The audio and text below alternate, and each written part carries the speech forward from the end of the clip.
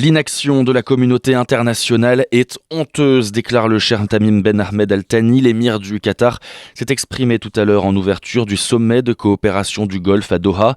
Ce matin, l'ONU disait craindre un scénario encore plus infernal dans la bande de Gaza alors que l'armée israélienne continue son déploiement dans le sud de l'enclave.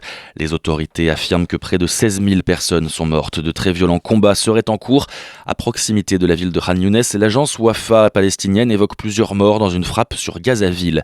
Pendant ce temps, des salves de roquettes continuent de s'abattre en territoire israélien et la bande de Gaza, elle, continue d'être soumise à des bombardements israéliens, accentuant la crise humanitaire sans précédent, alors que la Cisjordanie, elle, reste le théâtre de vagues d'incursions quotidiennes, faisant notamment un mort ce matin dans le camp de réfugiés de Kalandia, près de Jérusalem.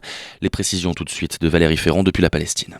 Alors que les combats entre les troupes israéliennes et les factions palestiniennes continuent de faire rage, Israël accentue de plusieurs manières sa guerre contre les populations civiles de la bande de Gaza, d'abord par ses bombardements massifs en continu, en particulier dans les zones à forte concentration de familles déplacées, notamment dans les écoles et les camps de réfugiés des régions centre et sud, faisant à chaque fois des dizaines de morts et de blessés. Ensuite, en procédant à des vagues d'arrestations, dont plus de 500 dans le camp de réfugiés de Jabalia, selon les journalistes palestiniens sur place. Ce camp est également une des cibles prioritaires des bombardements israéliens depuis le mois d'octobre. Parallèlement, les forces d'occupation limitent de plus en plus la circulation entre les régions nord et sud, faisant augmenter les risques de famine et d'épidémie. Israël continue parallèlement ses attaques contre les populations palestiniennes en Cisjordanie occupée, avec de nouvelles incursions, notamment dans le camp et la ville de Jénine, cible quasiment quotidienne d'incursions. Pour la deuxième fois en 48 heures, les forces d'occupation israéliennes ont également envahi le camp de réfugiés de Kalandia, au nord de Jérusalem, tuant un jeune de 25 ans. Il s'apprêtait à ouvrir la porte de sa maison quand les soldats l'ont fait exploser, déchiquetant